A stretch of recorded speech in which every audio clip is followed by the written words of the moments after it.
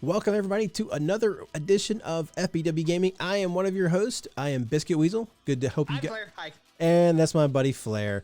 We have a lot to cover, guys. We're going to do our absolute best to keep this to 10 to 15 minutes. Try to keep it short and concise. But before we get to that, I want to say a big thank you for coming to game with us. If you're new to the channel and you haven't seen us yet, please make sure you hit that big red subscribe button. Like the video, it really helps, and make sure you turn on the bell notifications so that you get all of our new content as we're a new channel, and all the growth that we can get really helps out. The like, share, and subscribe, 3 free things you can really do to help support us. So if you guys haven't been paying attention at all, there was a blog post today. Blog post! And a strike time. And a strike time video. We're not talking about, well, we're going to talk about the strike time video. We are not showing the video here. We will link it in the description below in case you guys haven't seen it. That way you guys can go and look for it, because Cerebro did give a lot of great information in the video that you will want to watch when you have a moment. And for newer players, strike time videos are... the community manager Cerebro will talk about stuff that's in the blog post, but he'll also typically have an interview with one of the game devs or one of the members on the development team. Yes. So this time, just so that people know, he spoke with Todd Owens, who's one of the designers for the Astonishing X-Men team, in the strike time video. So it's good. They go a little more in depth. They talk about some other things, some more nuances. Things like, hey, what ISO would you use with the characters on the team and stuff like that. Yep. So legendary character, we're going to talk about the team. We're going to talk about her kit a little bit more. And then there was a new release of not a release, but a new text for a new character that's coming, as well as some upcoming, a new raid. So all that and more. So we're going to hit that right now. All right. So we have been talking about Jubilee. If you've been living under a rock, Jubilee is the next legendary. I'm speculating that she's going to probably be, I said, what was it, like the 22nd of February? Seems like the likely time to see her. Yeah, that gives us about a month. Yeah, well, because the patch will drop in February, early February. Current speculation between me and a couple of other people was the 2nd. It says be on the lookout in the coming week for your chance to earn character shards for Stature and Yellow Jacket. So within this, so by at least I read that as by next Friday, Stature's on a Cosmic 1-9 node, so she's gonna be attainable very early. And that replaces the Shocker node. Yes, that was Shocker, right? Not the Doom influenced change, but his original node. The original node he had. And then like we also speculated, we said Yellow Jacket would either go to Raid Store. Yeah, it was Raid Store or a node. It was going to be a hard node, and more specifically an endgame node. Yeah, if it was going to be a node, it was going to be Doom War or what? But good grief, yeah. So we were right. We were right on both of those. And of course, did you guys know Ghost is available in the War Store now? We've talked about Jubilee a little bit. We Jubilee, have. Her passive was revealed in the mini blog post that was out two weeks ago. Yep. And then they've talked about her special, and they dropped the special during that Astonishing week they did, where they revealed, or X week, where they talked about all of the astonishing characters, save for Bishop, who's also revealed in this blog post, confirmed for good. Yeah. And then they had that infographic that they do for all the characters as they come out. That's kind of like, where's their intended use? What's the team they go with? A little blurb about them. And Bishop was on there, and they took it down. Yeah. I was like, wait, hold on a second. This isn't supposed to be that way. And then they have White Tiger. Yes. Right here Tiger, as well. They don't mention it, but White Tiger is seen in one of the texts in the strike time video. This specifically, if you go to time code 530, that's the first appearance of it. Yep. When they're talking about Bishop's kit, they show it as well in the Jubilee kit section, but it's that you see it for sure in that one. Yep. So, but they give us Jubilee's basic and her ultimate, as well as adding a text, a little line of text that wasn't in the special previously, or wasn't in the special as we knew about it. Correct. Exactly. Now, the basic is Firework Blast. It's pretty simple, but it's pretty powerful. Attack primary target for 290% damage, plus 70% chance to apply blind. If you're in a raid, you always apply blind. The Crash and I did go back. He actually went back and looked at the T4s because they showed them in the abilities. It looks like the basic adds plus 60% damage to the primary ability. And then I think it's a 20% chance to blind to the base stat. We don't know what the raid component is. It might be, for a while of it, it might be like 50% chance or 60% chance, but then it jumps to always in the raids. Yeah. So that's the basic. Now the special, the text we didn't know about was this little nugget right here. So everything previously was related only to Astonishing X-Men, but they threw in this gain assist from two random non-summoned non-Astonishing X-Men allies. So if you want, this is where she's gonna have some viability outside of Astonishing X-Men. Heavily emphasizing the word some. Yes, because everything else in her kit, everything else in the Astonishing X-Men kit is all centric around Astonishing X-Men. But as a legendary character, they always have some viability outside of their home team, and this is how they're giving it to her. Giving her a blind on basic is still good. It is still really good. Yeah, I'm gonna be happy with that. They explain in the Strike Time video as well. Legendary characters do not automatically equal powerful characters. Right. These are characters that are the glue of the team, or they're remarkable, they're notable for some reason. It's not brute strength, it's not overwhelming power, it is some quality of them that deserves the term legendary. Exactly. And I mean, she's slowing the enemies with her ultimate. She's applying offense down in raids. She's reducing turn meter.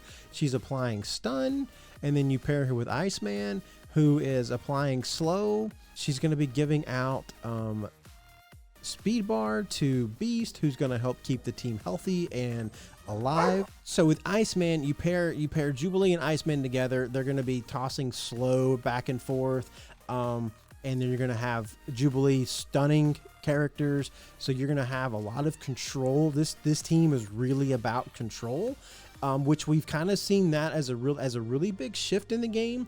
With Dark Dimension 3, and then especially in Dark Dimension 4, because the way they build the characters to always do special abilities, or they always build characters to do their ultimate abilities. So putting slow and ability block and disrupted on those Dark Dimension 4 characters, and really controlling rewinding turn meter and controlling those characters, you can really tell there's been a really shift change from just brute power with Black Order and symbiotes, and now it's really going to be about finesse and controlling the match in your favor. What's the point of this team? Right. Because why use this in Ultimates raids when you have symbiotes? Yeah. They're only a raid team, but we already have symbiotes, so why do we need another raid team? Because let's be honest, everybody's using symbiotes. What is this team? Why do we have it? Why do we need another raid? The passive, there's really no change in the passive. She is the slowest member on the team at 100 speed. Iceman goes first, and the likelihood is that maybe they're hoping that what happens is that enemies will take their turn, and then she applies a new slow to enemies, and then Iceman gets to take the next turn and ping enemies all over. Yeah. So, but we also got, again, the confirmation of Lucas Bishop, also known as just Bishop. Yep. Who, the first time I kind of remember seeing Bishop was in, what was it, Days of Future Past. And here's the thing, Bishop is a blaster. We figured he was going to be a blaster. Yeah. But Hero Cosmic Mutant Blaster, which traditionally blasters don't have much health. They're very squishy. You can't use this in strictly global nodes. So And you can't do that if you wanted to. You can't do this in Dark Dimension No. 3, where it's limited. Besides the non-trait node. Right. Exactly. Now, this is the first character that's a blaster that also gains taunt on spawn. Third pre-taunter. So this is the third pre-taunter for the game, yes, but the first. Blaster. But his kit is very.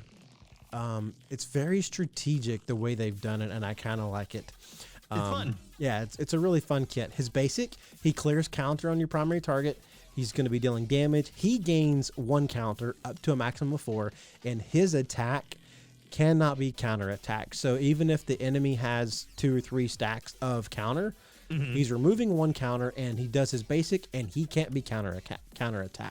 Gain a It's counter. what you expect from a blaster basic. Yeah, doing damage, gaining counter, so that when he's attacked, he's going to be dealing out more damage. It's the perfect kit for a blaster. Special is really basic without Jubilee, but with Jubilee is just stupid. Yes. And stupid fun. Yeah. 300% attack damage, and then if Jubilee's with the team, let's be honest, Jubilee's gonna be with the team. Yes, like why not? Yes, he gains offense up. Then he deals an additional 100% damage instead. Then he gives offense up and defense up to Jubilee, and the attack is unavoidable, and it always crits. They did talk about the bonus attacks in the Strike Time video as well. Okay, so make sure you guys go check the video out. Watch it. His ultimate, Blast from the Past. It costs 2 energy. The shortest cooldown of any character in the game. 2 turns, and you use this straight away. Yeah, it's available turn 1.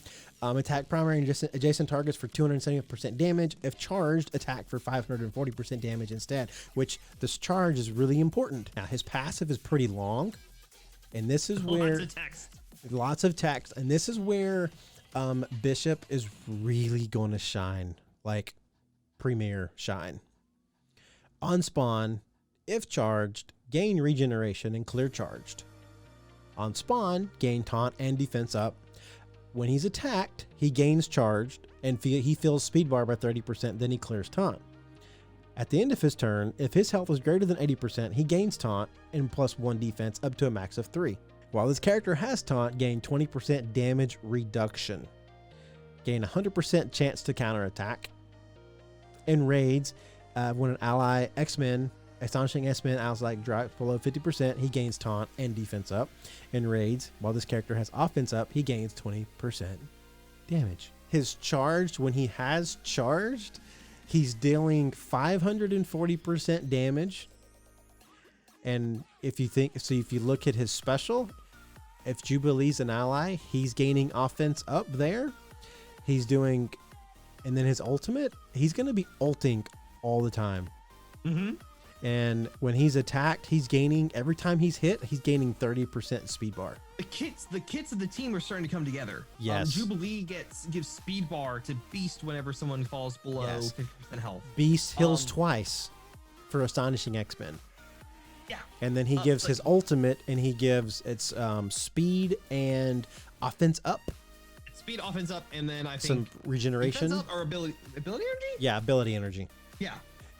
Yeah. So with that, I mean, this team is gonna zing. It's gonna be fun. Yeah. I'm excited, and we've already seen Kitty and Beast have some fun. They're missing the team, but those 2 characters don't take a lot of damage. And also consider this with Iceman. Iceman's passive reduces the damage the enemies deal by 30%.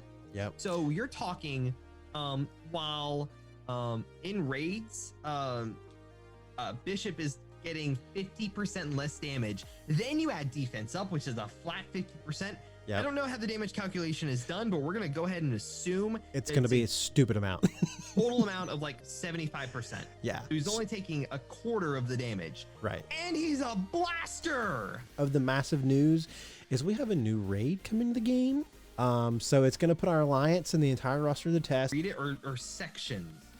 So there's each lane in the raid starts at a different point in the node. Right. Yeah. With that and team. then you hit a different point in the lane and it jumps to the next section Yes. and then the next one. And Yeah. it could be delineated by the mini bosses that are in the lanes. They give an example here. If you have a weak mutant team, then take the lane that starts with a bio, because everybody has symbiotes. And that way you don't have to use a mutant team until, you know, the later part of the lane. So Ultimus raid keys are being converted to Ultimate Raid Key. Still earn the keys the same way, 600 energy. They'll both, this Ultimate Raid Key will be used to unlock both Ultimus and Doom raids. So here's their screenshot here, and you can see these different lanes here. And so work in progress, subject to change. Yeah, this is definitely not anything final. And also this is important because these lanes will feature characters with ISO. Yes, that's going to be the enemies you're facing will have ISO traits and ISOs added to them. This will be the not first. Not all of them, but some of them. Yeah. We mentioned the character availability for Stature and Yellow Jacket. So Cosmic 1-9, that was the Shocker node for it's now Stature. Doom 3-6, this was the Graviton node. Not and at now all. and they remind us that Ghost is in the War Store, but they're also saying that they will have more information to share on where to earn more Beast character shards in the near future. Yeah. So it sounds like Beast is gonna have possibly a node. I don't know. Maybe the next RTA, who knows? Nick Fury's coming back. So instead of him being able to be retired and be like Iron Man and sit on the sidelines and you get him whenever you get him, he's coming back. So Kree Minions, 5 stars, get Nick Fury. Upcoming blitzes. The next one that right now we have is Kitty Pryde. Then you'll have the Wakandan King, the Warrior King Blitz for Black Panther. And then right after him will be the second run for Shadow Blitz of Kitty Pryde.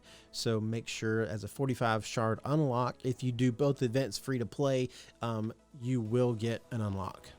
And honestly, if you max the milestones on the first one, you're almost guaranteed. Yes, you get 21 shards just for the milestones. So that's 42 total for just the milestones, and then you need 3 shards for an unlock. So there you go. Double character drop events that are coming up. So there's the one for Mystic Controller, Villain Mystic Controllers. So the 4 that are affected are Hela, Loki, Nobu, and Hand Assassin.